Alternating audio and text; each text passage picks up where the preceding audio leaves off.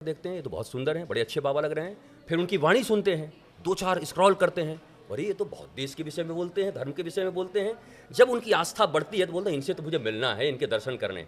फिर जब वो आते हैं और आ करके उनसे जुड़ते हैं, उनकी दिव्यता को देखते हैं, उनके भीतर ओज, तेज, प्रकाश, ज्ञान का वो दूर से ही दिखाई पड़ता है और उनसे जुड़कर धीरे धीरे उनको गुरु के रूप में स्वीकार करते हैं। गुरु का अर्थ होता है जो समस्या से समाधान की ओर ले जाए, प्रॉब्लम्स हटा दे और सॉल्यूशंस आपको दे दे।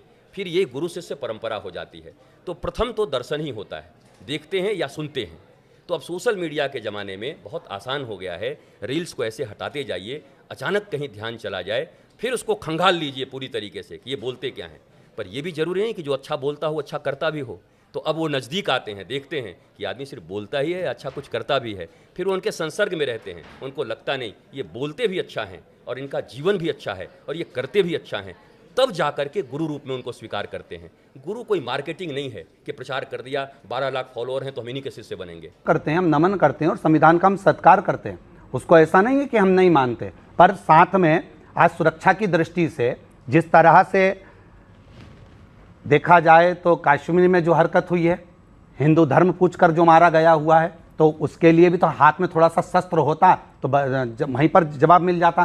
पर हमारे सनातनी शस्त्र लेकर चलते नहीं थे, पर अब कुछ समय में ये निश्चित है कि उनकी भी जेबों में शस्त्र लेकर वो साथ में चलेंगे। शास्त्र भी होगा और शस्त्र भी होगा।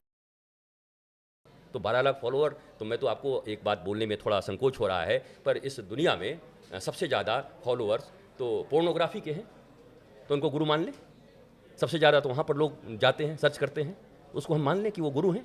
तो फॉलोअर्स से कोई फ़र्क नहीं पड़ता, मिलियंस हैं कि बिलियंस हैं। और ये संतों में तो ये खेल होना ही नहीं चाहिए मिलियन बिलियंस का, कि हमारे इतने बिलियंस उनके कितने बिलियंस। अगर संत भी प्रतियोगिता करेंगे मिलियंस और बिलियंस का, तो शिष्यों की क्या हाल होगी, उनको संतुष्टि कौन देगा। यहाँ मिलियंस और बिलियंस की बात नहीं है। हो सकता है कोई विवादित चीज़ जल्दी ही वायरल हो जाए, पर कोई सत्य की चीज़ बरसों तक भी 10, 20, 50 लोगों तक ही पहुँचे। मैं तो आपका धन्यवाद देना चाहता हूँ कि आपके कारण, इस मीडिया के कारण, इस न्यूज़ सुंदर एजेंसी के कारण कभी कभी सत्य की बातें भी करोड़ों लोगों तक, जो हम पूरी ज़िंदगी मेहनत करके नहीं पहुँचा सकते थे, तो धन्य है नारद ऋषि जो लोगों तक, अमेरिका तक इसको पहुँचा दिया। फिर आप प्लीज़ बताइएगा, यूरोप में जो कंट्रीज हैं जो भगवान पे विश्वास करती हैं वो सबसे पीछे हैं और जो विश्वास नहीं करती वो आगे हैं।